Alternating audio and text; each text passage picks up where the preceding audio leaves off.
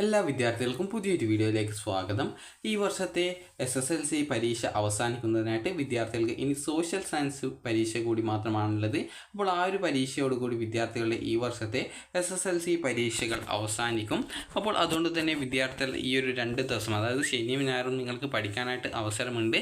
അപ്പോൾ തിങ്കളാഴ്ചയാണ് ഈ ഒരു പരീക്ഷ നടക്കുന്നത്. അപ്പോൾ അതുകൊണ്ട് തന്നെ വിദ്യാർത്ഥികൾ നന്നായിട്ട് പഠിച്ച് പരീക്ഷ നന്നായിട്ട് എഴുതാനായിട്ട് ശ്രദ്ധിക്കുക.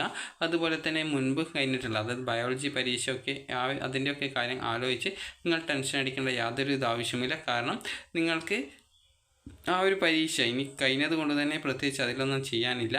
അപ്പോൾ അതുകൊണ്ട് തന്നെ നിങ്ങൾ നന്നായിട്ട് പരീക്ഷ എഴുതാനായിട്ട് ശ്രദ്ധിക്കുക. അതുപോലെ തന്നെ ഈ ഒരു പരീക്ഷയ്ക്ക് നന്നായിട്ട് പഠിക്കുക.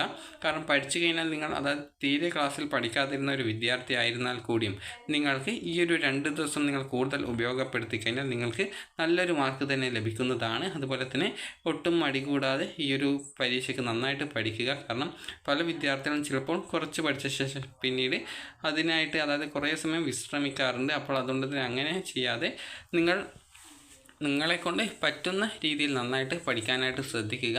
അപ്പോൾ മോഡൽ ക്വസ്റ്റ്യൻസ്, അതായത് മോഡൽ പരീക്ഷയ്ക്ക് വന്നിട്ടുള്ള ക്വസ്റ്റ്യൻസിൽ ചിലപ്പോൾ ഏതെങ്കിലും ക്വസ്റ്റ്യൻസിൻ്റെ, അതായത് ക്വസ്റ്റ്യൻസ് ചോദിക്കാൻ ചാൻസ് ഉണ്ട്. കാരണം എല്ലാ ക്വസ്റ്റ്യൻസും അതായത് പബ്ലിക് എക്സാമിനേഷൻ ചോദിക്കണം എന്നുള്ളത് നിർബന്ധമല്ല. എന്നിരുന്നാലും നിങ്ങൾ നന്നായിട്ട് പഠിക്കുക. അതായത് ഇന്ത്യയിലെ കാർഷിക കാലങ്ങൾ, അതുപോലെ തന്നെ മലനിരകളെക്കുറിച്ചുള്ള കാലങ്ങൾ, അതായത് മലനിരകളെക്കുറിച്ചുള്ള കാര്യങ്ങൾ, അതുപോലെ തന്നെ ചമ്പാരൻ സത്യാഗ്രഹം, അതുപോലെ കേഡ സത്യാഗ്രഹം, അതുപോലുള്ള സത്യാഗ്രഹങ്ങളെക്കുറിച്ച് പഠിക്കുക. കാരണം ഏതെങ്കിലും ഒരു സത്യാഗ്രഹത്തെക്കുറിച്ചുള്ള ചോദ്യം ചോദിക്കും.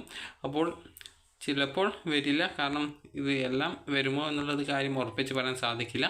അതുപോലെ ചക്രവാതങ്ങൾ, അതുപോലെ തന്നെ ഉത്തരാർദ്ധഗോളത്തിലെയും ദക്ഷിണാർദ്ധഗോളത്തിലെയും ചക്രവാതങ്ങളെ താരതമ്യം ചെയ്യൽ, അതുപോലെ വസന്തകാലത്തിൻ്റെ സവിശേഷതകൾ, അതുപോലെ തന്നെ ബാങ്കിങ് രംഗങ്ങളെക്കുറിച്ചുള്ള ചോദ്യങ്ങൾ, അതുപോലെ തന്നെ ഈ ഒരു പൗരത്വ ബോധം രൂപപ്പെടുത്തുന്ന ഘടകങ്ങൾ ഏതെല്ലാം, ഇതുപോലുള്ള കാര്യങ്ങളൊക്കെ ചോദിക്കുന്നതാണ്. അതുപോലെ തന്നെ ഉപഗ്രഹങ്ങളെക്കുറിച്ചും, അതുപോലെ തന്നെ ഇന്ത്യയിലെ കാർഷിക കാലങ്ങളെക്കുറിച്ചും, അതായത് റാബി പോലുള്ള, അതുപോലെ ഖാരിഫ്, ഇതുപോലുള്ള കാലങ്ങളെക്കുറിച്ചുള്ള ചോദ്യങ്ങൾ വരുന്നതായിരിക്കും. അതുപോലെ തന്നെ മാപ്പ്, അതായത് അതുപോലെ തന്നെ ഈ ഒരു ഭാഗത്ത് നിന്ന്, അതായത് ഈ ഒരു ഗ്രിഡിൻ്റെ റെഫറൻസ് തന്നിട്ട്, അതായത് ഈ റെഫറൻസ് ഗ്രിഡ് തന്നിട്ട് ഇതിൽ നിന്നും നിങ്ങളോട് ചോദ്യം ചോദിക്കും. അപ്പോൾ ഇതുപോലുള്ള ക്വസ്റ്റ്യൻസ് വരാൻ സാധ്യതയുണ്ട്.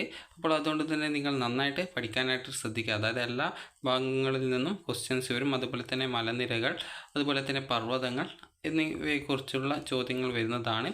അപ്പോൾ അതുകൊണ്ട് തന്നെ നന്നായിട്ട് പഠിക്കുക.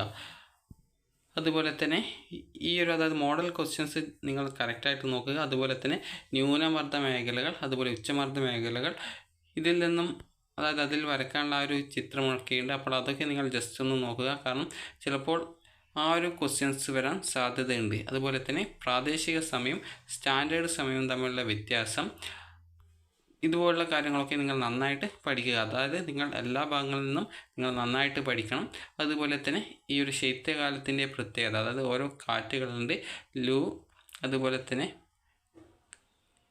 ഈ ഒരു കൽബൈശാഖി, ഇതുപോലെ അതായത് ഇതിൽ പറഞ്ഞിട്ടുള്ള ആ ഒരു ഭാഗങ്ങളിൽ നിന്നൊക്കെ നന്നായിട്ട് പഠിക്കുക. കാരണം ഏത് ഭാഗങ്ങളിൽ നിന്നാണ് ക്വസ്റ്റ്യൻസ് വരിക എന്നുള്ളത് പറയാൻ സാധിക്കില്ല. അതുപോലെ തന്നെ പഠിക്കുന്ന കാര്യങ്ങൾ ഏതിൻ്റേതാണെന്ന് നിങ്ങൾ കറക്റ്റായിട്ട് മനസ്സിലാക്കുക. കാരണം ചിലപ്പോൾ ലൂ, ഉഷ്ണക്കാറ്റിനെ കുറിച്ചിട്ടായിരിക്കും തന്നിട്ടുണ്ടാവുക. അപ്പോൾ അത് നിങ്ങൾ കൽബൈശാഖിയെക്കുറിച്ചാണ് പറഞ്ഞിട്ടുള്ളത് എന്ന് കരുതി അത് പോയിട്ട് എഴുതാൻ പാടില്ല. അപ്പോൾ അതുകൊണ്ട് തന്നെയാണ് പറയുന്നത്, പഠിക്കുന്ന ഭാഗങ്ങൾ കറക്റ്റായിട്ട് ഏതിൻ്റെയാണ് പഠിക്കുന്നത് എന്നുള്ളത് നിങ്ങൾ കറക്റ്റായിട്ട് മനസ്സിലാക്കുക. കാരണം പരീക്ഷാ ഹാളിൽ നിന്ന് ക്വസ്റ്റ്യൻസ് കാണുമ്പോൾ കൺഫ്യൂഷനായിട്ട് ആൻസർ മാറിപ്പോകരുത്.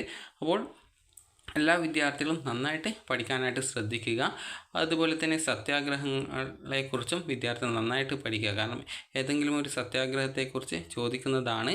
അപ്പോൾ എല്ലാ വിദ്യാർത്ഥികൾക്കും വിജയാശംസകൾ നേരുന്നു. അപ്പോൾ എല്ലാ വിദ്യാർത്ഥികളും നന്നായിട്ട് പഠിക്കാനായിട്ട് ശ്രദ്ധിക്കുക. കാരണം 2 ദിവസം കൊണ്ട് നിങ്ങൾ പഠിച്ചു കഴിഞ്ഞാൽ തന്നെ നിങ്ങൾക്ക് മിനിമം ഒരു A+ ഗ്രേഡെങ്കിലും നേടാൻ സാധിക്കുന്നതാണ്. അപ്പോൾ ഈ ഒരു വീഡിയോ നിങ്ങൾക്ക് ഉപകാരപ്രദമായിട്ടുണ്ടെങ്കിൽ ലൈക്ക് ചെയ്യുക, ഷെയർ ചെയ്യുക. Thank you for watching.